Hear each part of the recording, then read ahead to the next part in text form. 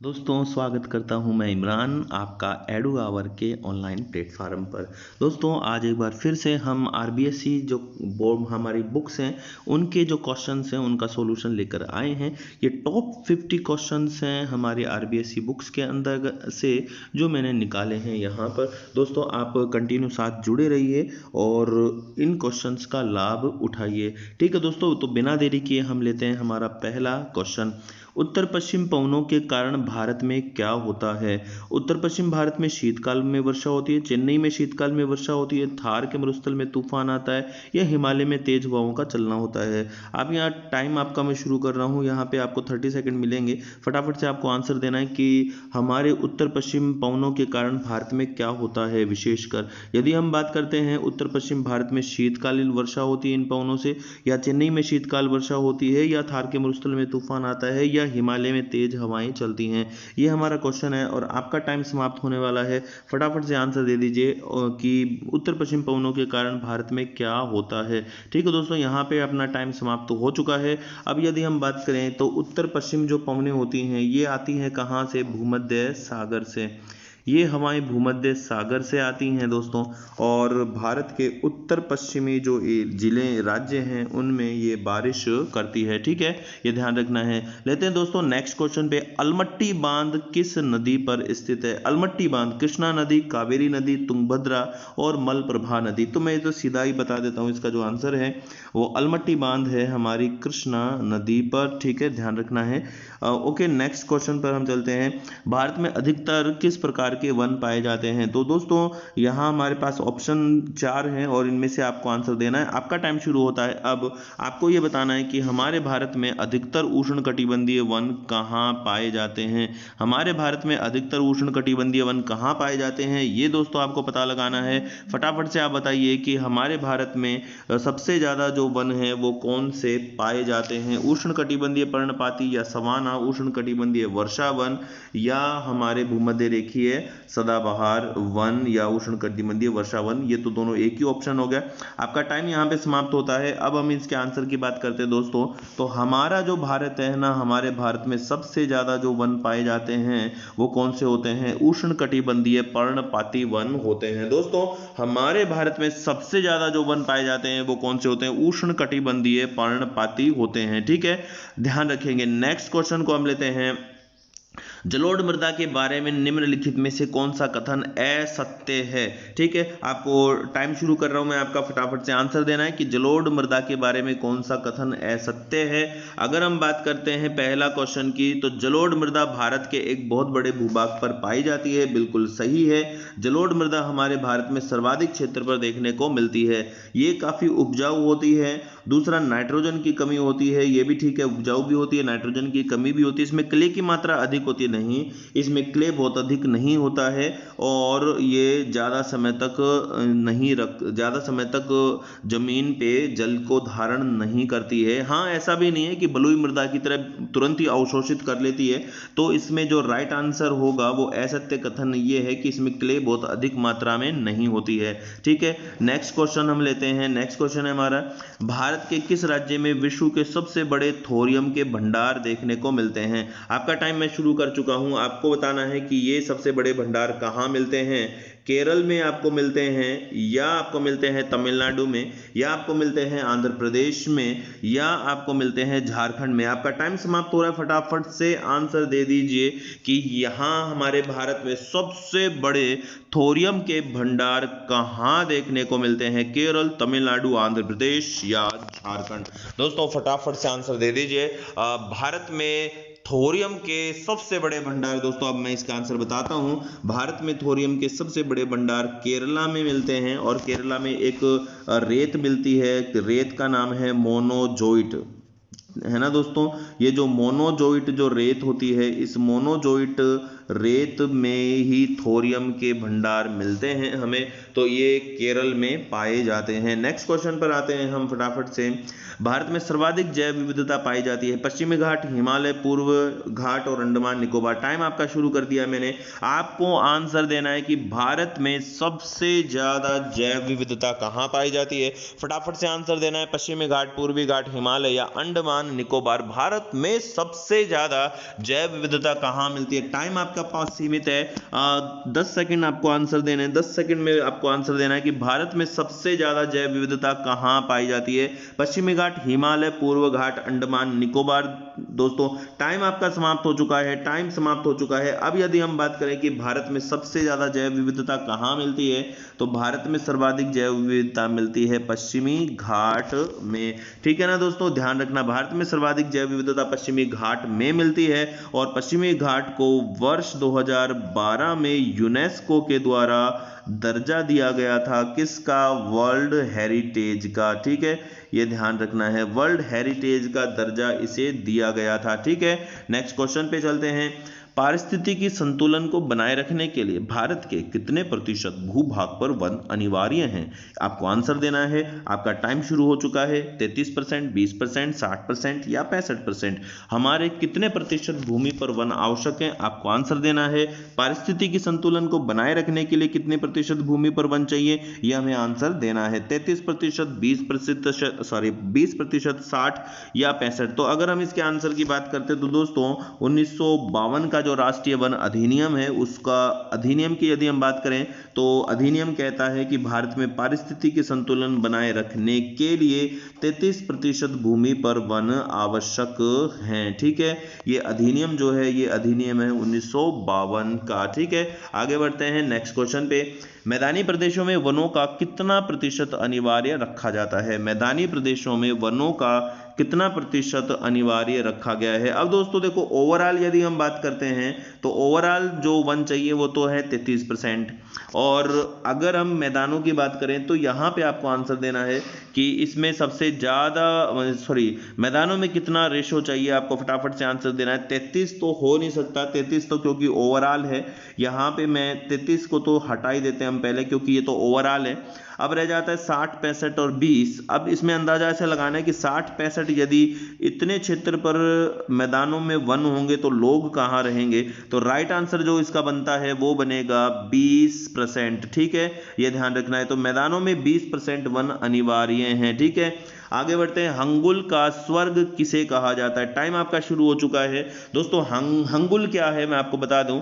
हंगुल एक European reindeer है, European reindeer है। इसको कश्मीरी स्टैग भी कहा जाता है। अब आपको आंसर मिल गया होगा कि कहाँ इसका आंसर होना चाहिए, दाचिग्राम, मानस, केदारनाथ या जालदापारा। तो यहाँ पे यदि हम बात करते हैं आंसर की, तो मानस तो असम में है, तो ये कश्मीरी स्टैग है तो असम में हो ही नहीं सकता है, तो ये रॉन्ग हो गया। यदि बात करें जालदापारा तो ये वेस्ट बंगाल में है। यहाँ पे दरियाई घोड़े यहाँ पे हमें गेंडे देखने को मिलते हैं। केदारनाथ में भी नहीं मिलेगा।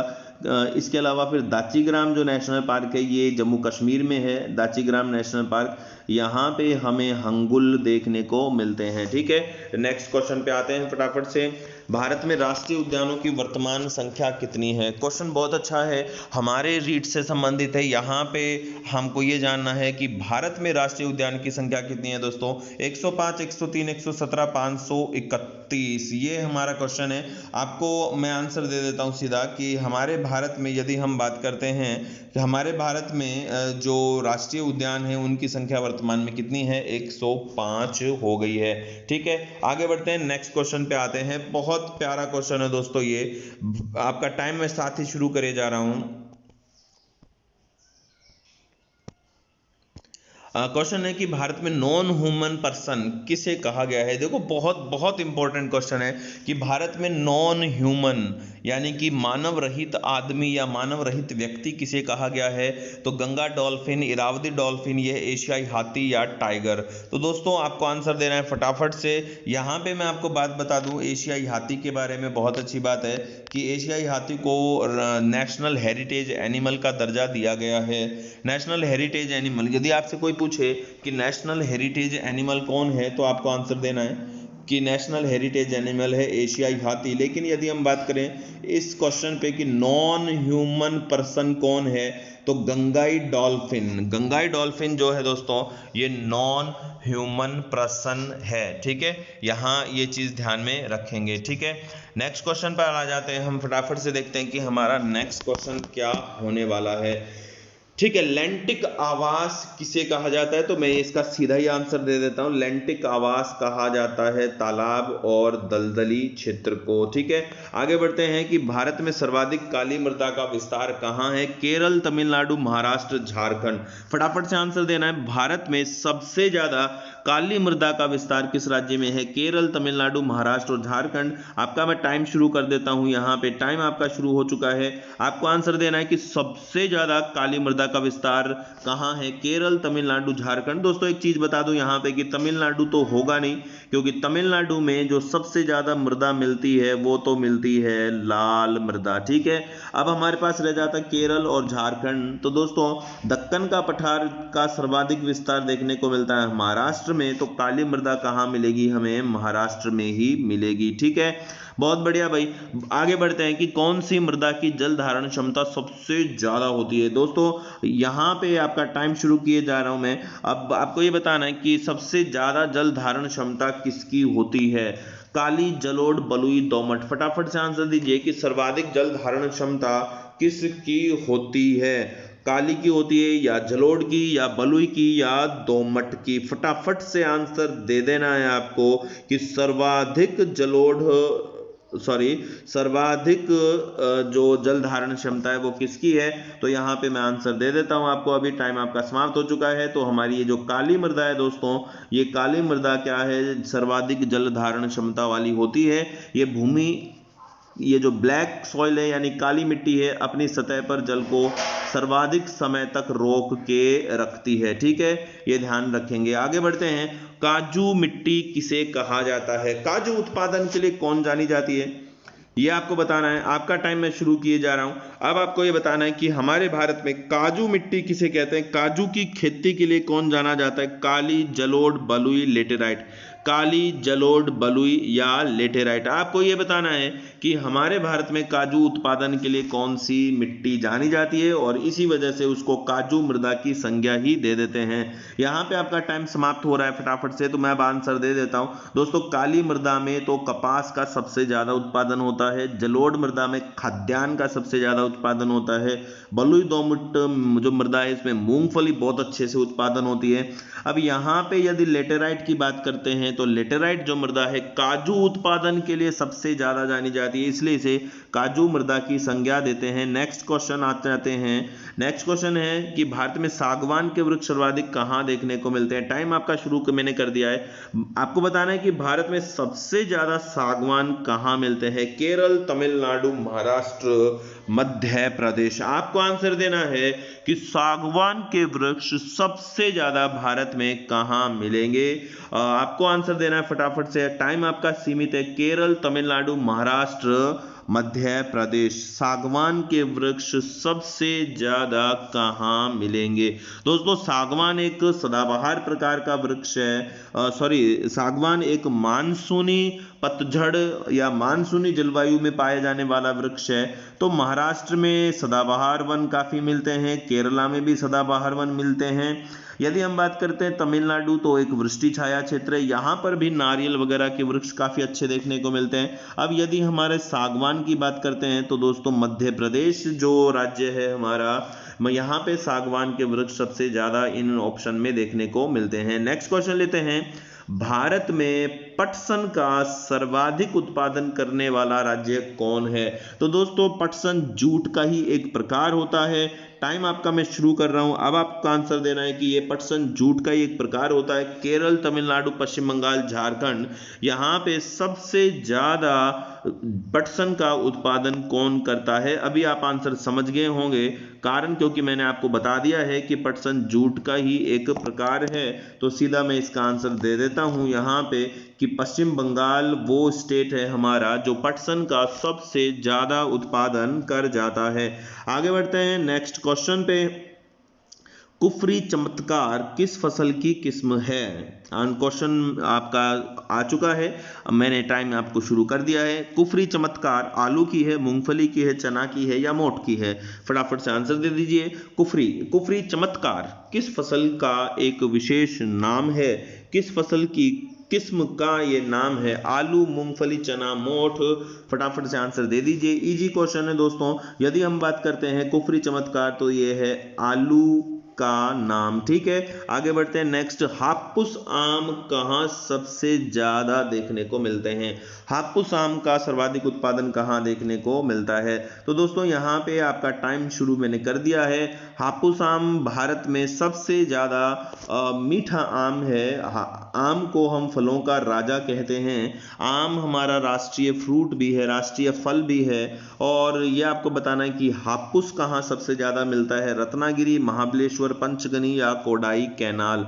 रत्नागिरी महाराष्ट्र में है, महाबलेश्वर महाराष्ट्र में है, पंचगनी महाराष्ट्र में है, कोडाई कैनाल तमिलनाडु में है। आपको बताना है कि हापुस हमारे यहाँ सबसे ज्यादा कहाँ देखने को मिलता है? हापुस सबसे ज्यादा कहाँ मिलता है?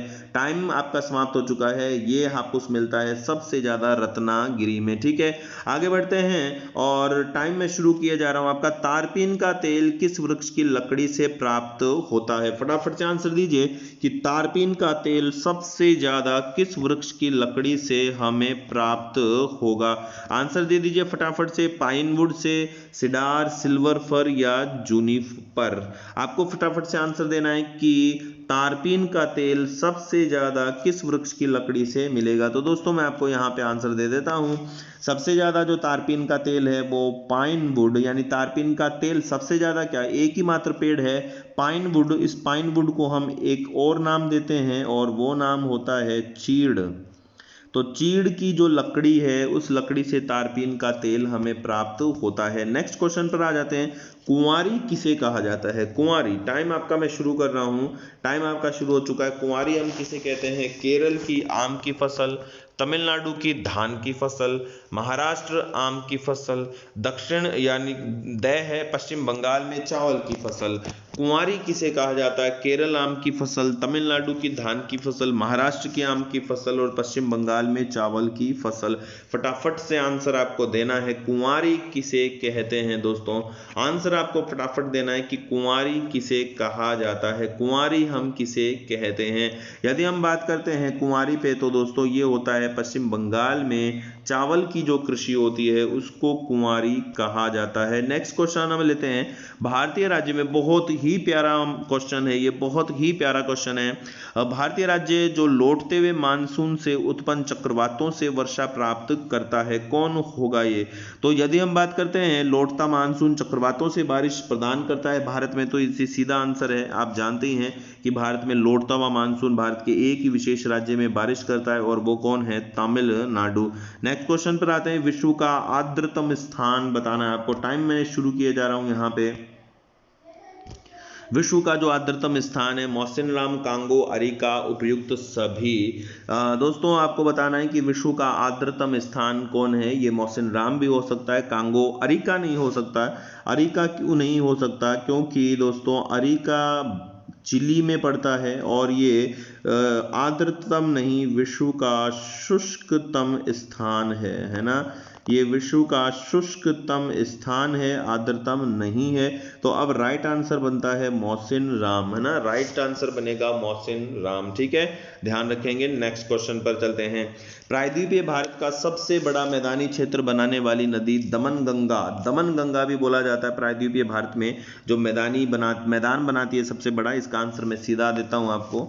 फिर भी अगर आप आंसर देना चाहें तो कमेंट बॉक्स में आंसर डाल सकते हैं। यहाँ पे गोदावरी, कृष्णा, कावेरी और महानदी। तो दोस्तों प्रायद्वीपीय भारत की जो सबसे बड़ी नदी है, जो सबसे बड़ा नदी तंत्र और सबसे ज्यादा नदी द्रोणी निर्मित करती है, वो है हमारी गोदावरी नदी। ठीक है, ध्यान रखेंगे। आगे बढ़ते हैं। भारत की संलग्न सीमा क्षेत्र का विस्तार क्या है? टाइम मैंने शुरू कर दिया है। भारत की संलग्न सीमा का विस्तार क्या है? फटाफट से अपना आंसर कमेंट बॉक्स में लिख दीजिए दोस्तों। फटाफट से अपना आंसर कमेंट बॉक्स में लिख दीजिए और साथ ही दोस्तों इस एडू आवर चैनल को भी सब्सक्राइब कीजिए। कीजिए। एडू आवर चैनल आपका अपना चैनल है, इसको सब्सक्राइब कीजिए और एडू आवर नाम से ऐप भी आपको गूगल प्ले स्टोर में मिलेगा, जहां पे फ्री टेस्ट आपके लिए रखे हुए हैं। एसएसटी के, रीट लेवल 1 के और रीट साइंस के फ्री टेस्ट आपके पास वहां रखे हुए हैं। तो सहलग्न सीमा जो है वो मैं आपको बता देता हूं दोस्तों। सहलग्न सीमा जो है वो है हमारी 24 नॉटिकल मील। अब ये होता क्या है सहलग्न क्षेत्र, इसकी यदि हम बात करें तो दोस्तों ये मान लीजिए हमारे भारत का समुद्र तटीय क्षेत्र है। इस समुद्र तटीय क्षेत्र से करीब 24 नॉटिकल मील दूर, 24 नॉटिकल मील दूर का जो एरिया है, इतना जो एरिया है ये कहलाता है सहलग्न क्षेत्र। इसके भीतर यदि कोई जहाज आता है तो यहाँ पे हम क्या ले पाते हैं, उससे चुंगी ले सकते हैं।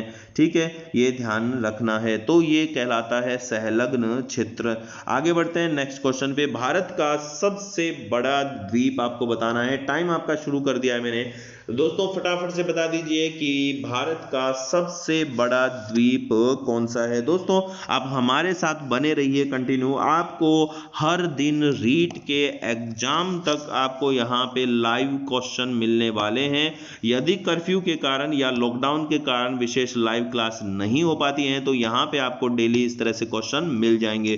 दोस्तों ध्यान रखिए, आप चैनल को सब्सक्राइब कीजिए अगर नए हैं फटाफट से। अब देखें भारत का सबसे बड़ा द्वीप कौन सा है, तो यहां पे मैं आपको बता दूं कि भारत का सबसे बड़ा नदीय द्वीप, भारत का नहीं विश्व का सबसे बड़ा नदीय द्वीप तो है माजुली। और यदि बात करें भारत का सबसे बड़ा द्वीप तो वो है मध्य अंडमान, अंडमान निकोबार द्वीप समूह में ये होता है। आगे लेते हैं नेक्स्ट क्वेश्चन पे।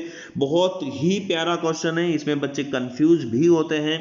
भारत में संघ राज्य व केंद्र शासित प्रदेश की संख्या वर्तमान में कितनी है। टाइम मैंने शुरू कर दिया है। 28-8 है, 29-8 है या 29-7 है या 25-8 है। फटाफट से आंसर देना है आपको। संघ राज्य कितने हैं और केंद्र, ये तो एक ही हो गया। यहां से मैं संघ राज्य से संघ हटा देता हूं। अब आपको आंसर देना है सिर्फ क्या कि हमारे भारत में ये मान लीजिए यहाँ पे कि भारत में राज्य और केंद्र शासित प्रदेशों की संख्या कितनी है। तो राइट आंसर है 28 और 8। ठीक है, 28 और 8 हमारे भारत में राज्यों व केंद्र शासित प्रदेशों की संख्या है। 28 इसलिए क्योंकि जम्मू कश्मीर और लद्दाख जो 29वां राज्य था उसे केंद्र शासित प्रदेश के रूप में बदल दिया गया है, और दमन दीव और दादर नगर हवेली को आपस में मर्ज कर दिया गया है, इसलिए केंद्र शासित प्रदेश भी घटकर कितने रह गए हैं, 8 ही रह गए हैं। नेक्स्ट क्वेश्चन पर चलते हैं। भारतीय उपमहाद्वीप में निम्नलिखित में से किसे सम्मिलित नहीं किया जाता है। टाइम आपका मैं शुरू कर चुका हूं। यहाँ पे भारतीय उपमहाद्वीप में दोस्तों कौन नहीं आता है। श्रीलंका, नेपाल, पाकिस्तान, अंडमान निकोबार। फटाफट से आंसर देना। बहुत प्यारे क्वेश्चन मैं आपके लिए यहाँ लेके आया हूं दोस्तों।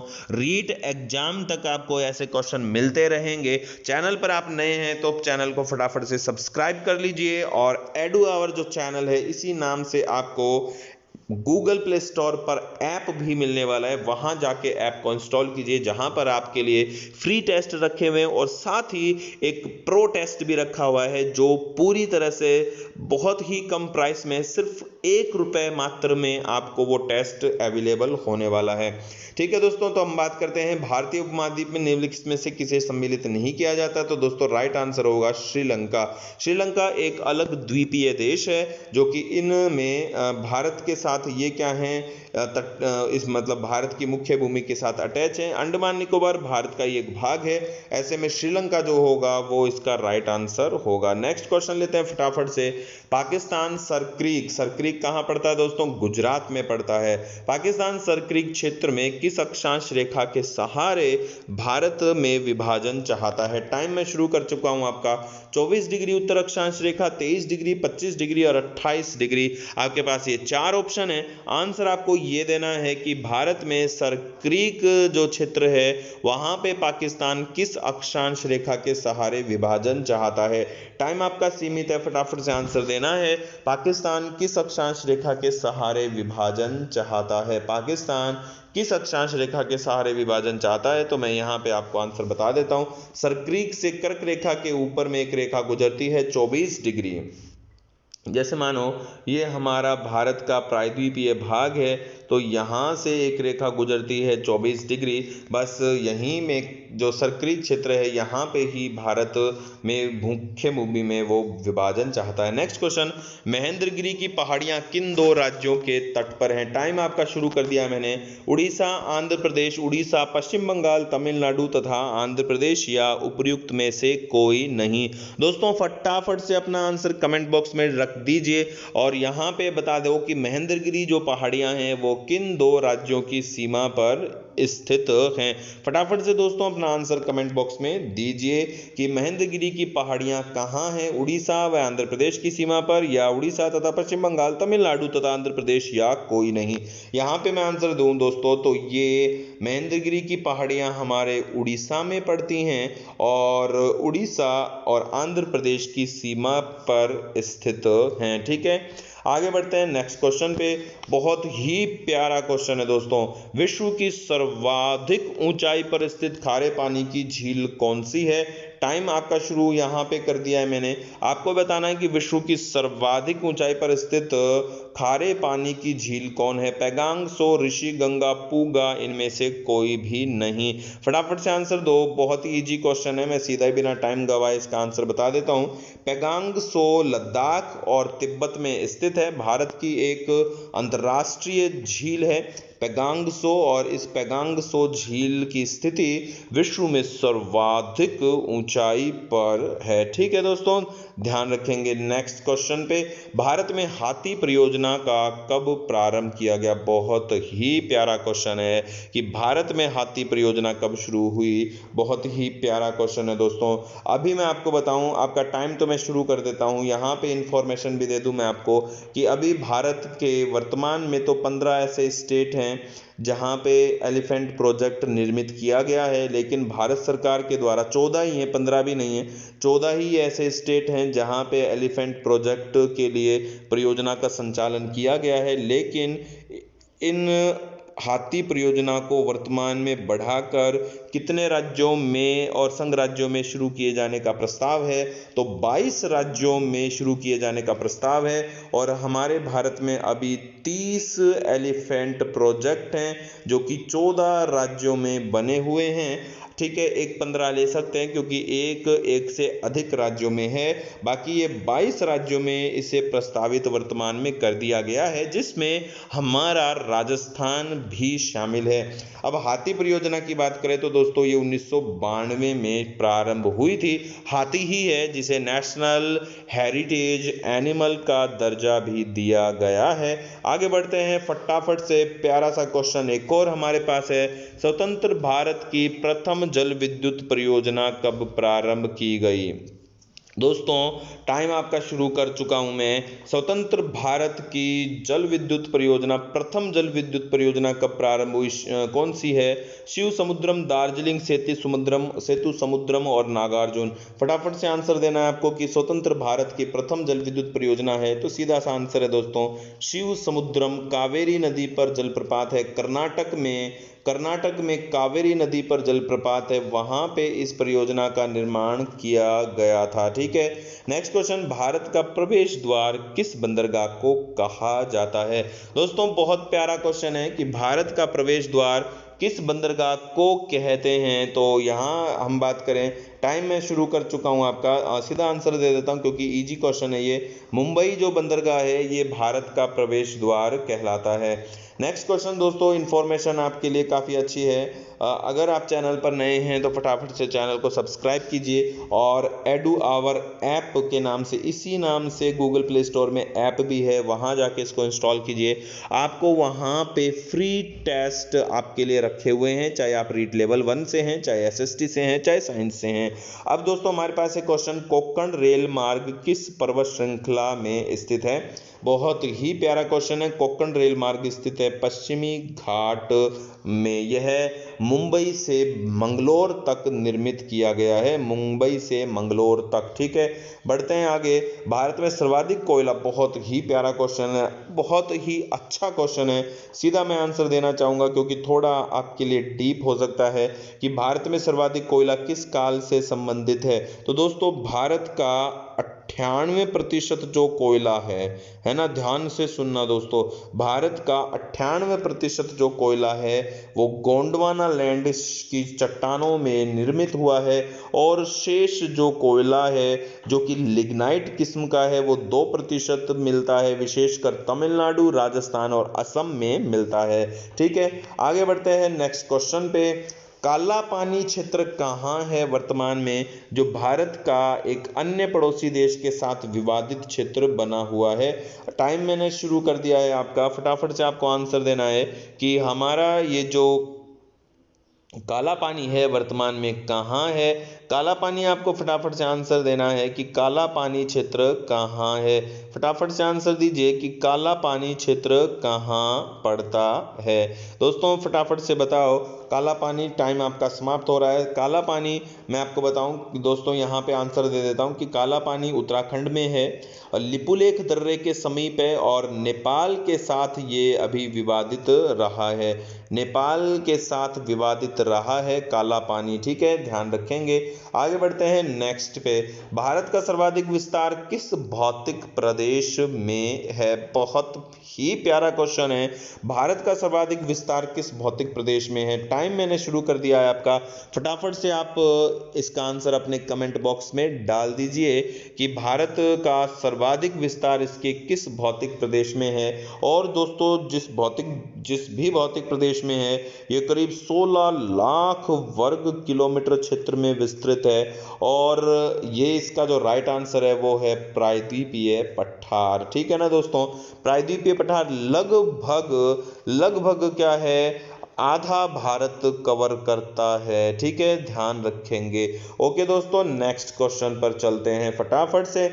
क्वेश्चन है कि भारत के ज्वालामुखी निर्मित द्वीप कौन से। क्या ही क्वेश्चन है, क्या ही बताऊं दोस्तों, क्या मस्त क्वेश्चन है कि भारत का ज्वालामुखी निर्मित द्वीप कौन सा है। अंडमान निकोबार, लक्षद्वीप, माजुली, या इनमें से कोई नहीं। मैंने एवं ही क्वेश्चन बना दिया है, टाइम आपका शुरू हो चुका है। अंडमान निकोबार, लक्षद्वीप, माजुली, इनमें से कौन है जो भारत का एक ज्वालामुखी निर्मित द्वीप है। दोस्तों यहाँ पे आंसर मैं दे देता हूँ आपको जान के बहुत ही अचंभा होगा, जिन्हें पता है उन्हें कोई भी नहीं।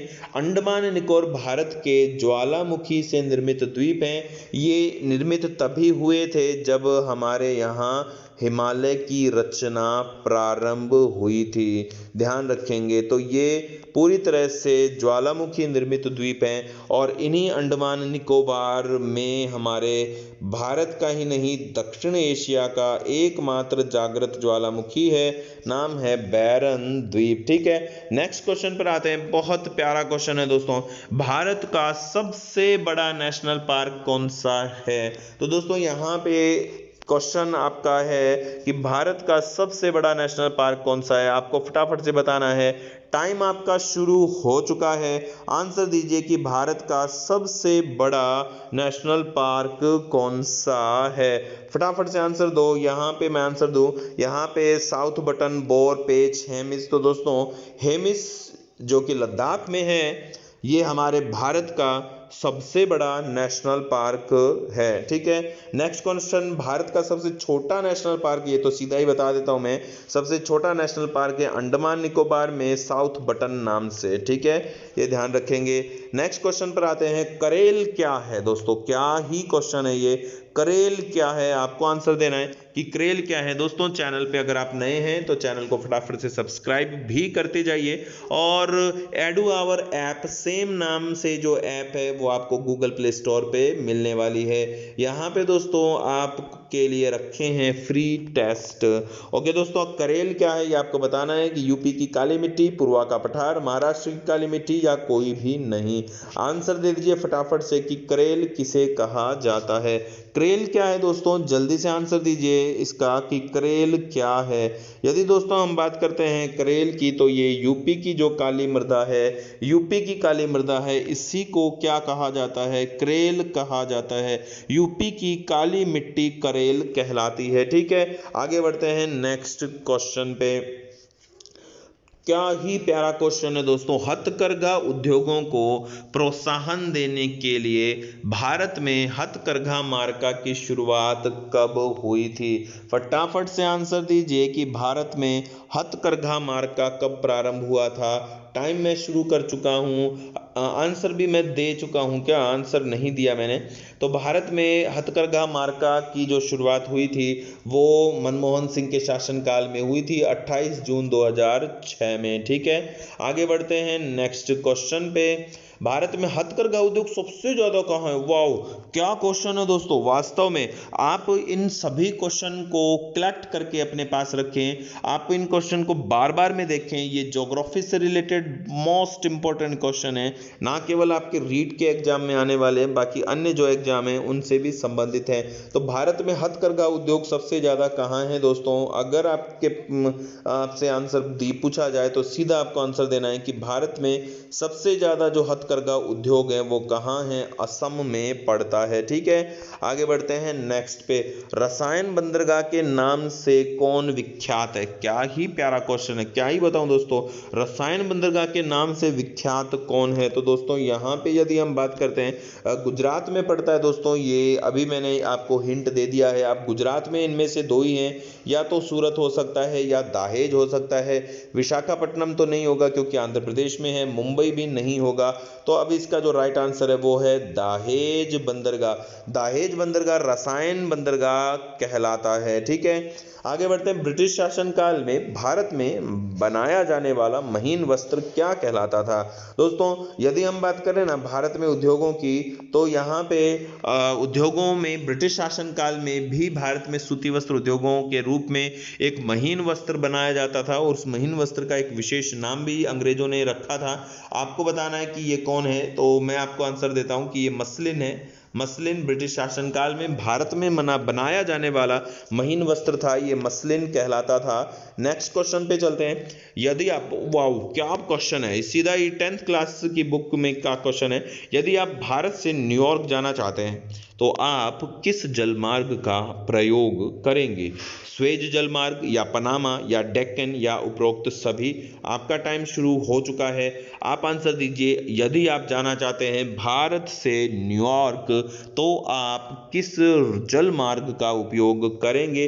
वैसे इजी क्वेश्चन है दोस्तों ये, मैं आपको आंसर दे देता हूं कि ये स्वेज जल मार्ग है जिसका हम प्रयोग करेंगे न्यूयॉर्क जाते समय हमारे भारत से। ठीक है, यहां ये क्वेश्चन ध्यान में रख।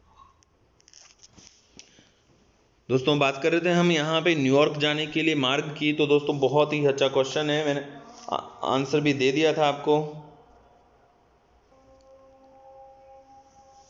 दोस्तों नेक्स्ट क्वेश्चन लेते हैं हमारा। अरावली किस प्रकार के पर्वत कालक्रम से संबंधित है? ये क्वेश्चन थोड़ा सा हार्ड ले लिया मैंने, डीप क्वेश्चन है दोस्तों। यदि हम बात करें अरावली के पर्वत कालक्रम की, तो हमारी जो अरावली है, यदि हम पृथ्वी की उत्पत्ति के आधार पर देखते हैं तो पृथ्वी की उत्पत्ति के कालक्रम में जो अरावली है वो प्री कैम्ब्रियन काल की जो चट्टानें हैं उन चट्टानों से निर्मित है। इसके अलावा यदि हम पर्वत कालक्रम में देखें कि पर्वतों जैसे पृथ्वी की उत्पत्ति का कालक्रम निर्धारित किया है विद्वानों ने, ठीक वैसे ही पर्वतों की उत्पत्ति के कालक्रम को भी निर्धारित किया है। तो अरावली जिस कालक्रम में आती है वो कालक्रम कौन है दोस्तों? कैलिडोनियन। वो कालक्रम कौन सा है? कैलिडोनियन कालक्रम है। ठीक है, ये ध्यान में रखना है आपको। ओके, आगे बढ़ते हैं नेक्स्ट क्वेश्चन पे।